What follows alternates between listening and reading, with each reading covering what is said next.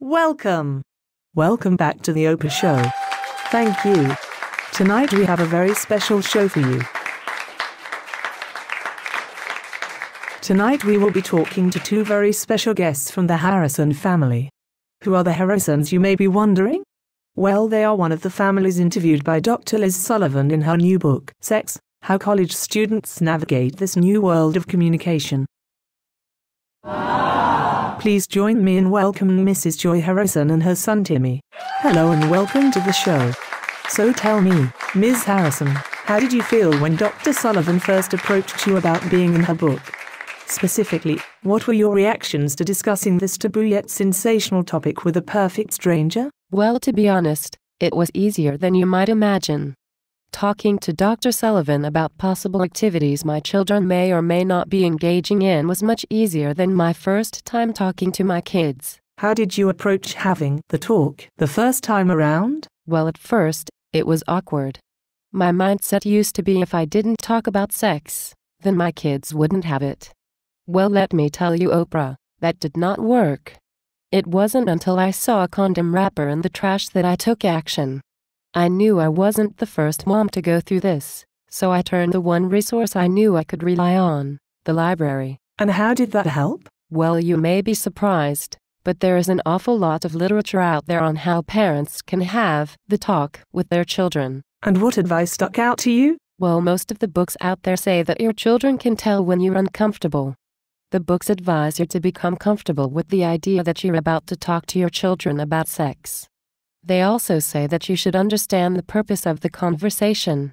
You must know what you want them to understand and what you want them to take away. Well, that is sound advice.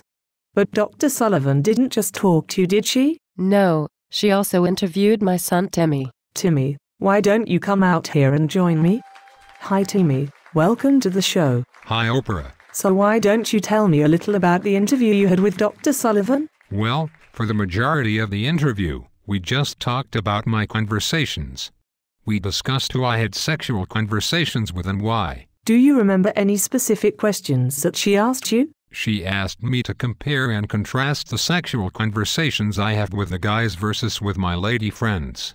She also asked me about the context of my sexual conversations. What do you mean by context? She wanted to know if the conversations happened at a party, after drinking or after playing a game such as Truth or Dare. And what did you say? Well, Oprah, if I told you too much, the audience wouldn't want to buy the book. Ha ha, you may be right.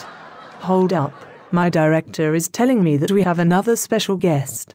Come in. Hello, Oprah. Hello, Dr. Sullivan. What an amazing surprise. Why, thank you. So, please tell me a little more about what inspired your book. Well, as you have heard from Miss Harrison, there is a lot of information out there on how parents can communicate with their children about sex. There's also a plethora of information on how adult partners can talk to each other on sex. But Oprah, do you know where the information is lacking? Ah, yes, and that is where the title of your book comes in. Exactly.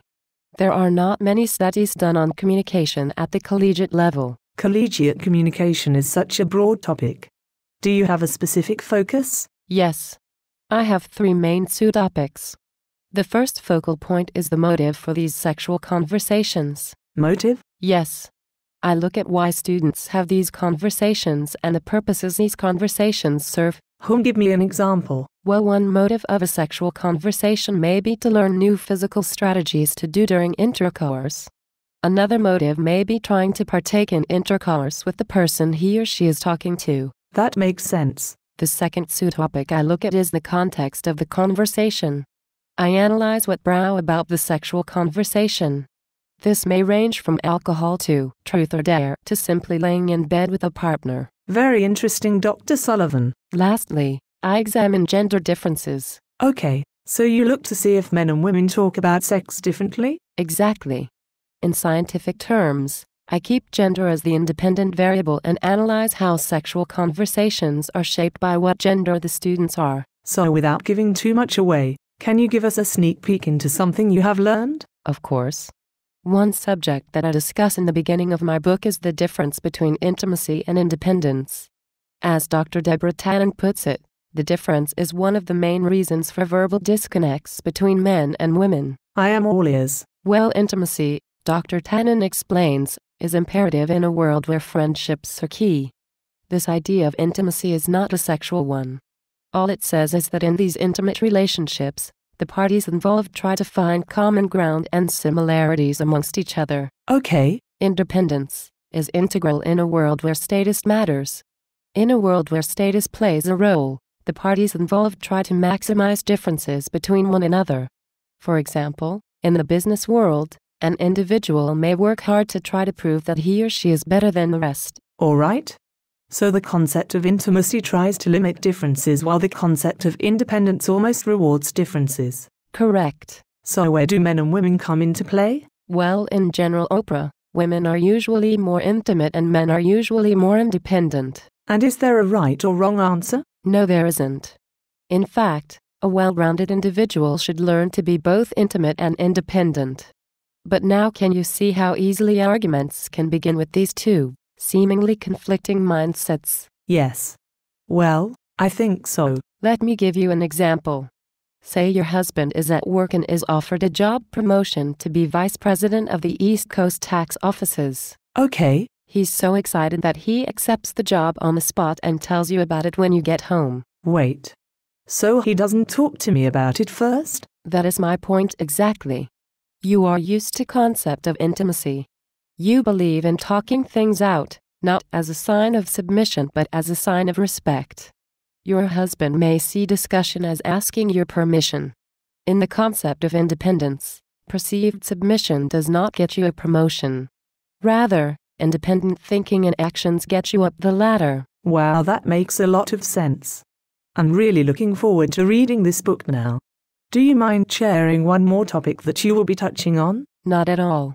While we were on the topic of discourse and relationships, I'll give you an overview of another reason men and women don't always see eye to eye in conversations. Great. Oprah, have you ever called your husband to say goodnight when on tour? Oh, many a time. And has there ever been that awkward moment after you told him about your whole day in detail and he just said his day was good? Unfortunately, yes. Even Stidman and I have those moments. You probably thought that his one-word answer was curt and even slightly disrespectful.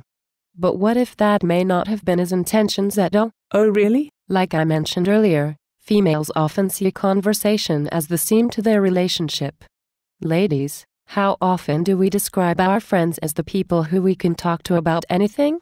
Men, on the other hand, often see a conversation as a means to transferring information. Do you see how differing motives for conversation can possibly cause a conversational disconnect? Oh, like when Stid will call up his guys, ask if they want to play golf and then hang up the phone? That is exactly what I mean. For him, the purpose of the conversation was clear. He just wanted to see if they were going to join him for a round of golf. With that motive in mind, there was no need to talk about how his day went. It just wasn't important information in that moment. Dr. Sullivan, you have done it again. Your work never ceases to amaze me. Thank you, Oprah, but I cannot take credit for those two theories. They both came from Dr. Deborah Tannen, a good colleague of mine. Then what purpose do they serve in your book? Well, knowing how gender differences affect conversations between adults helped me frame the similarities and differences seen in the collegiate population. Oh, okay. Well, thank you, Dr. Sullivan, for this surprise visit. It was nice to have you on my show. Up next, is your child's religion affecting the decisions he or she makes at college? Stay tuned for the answer.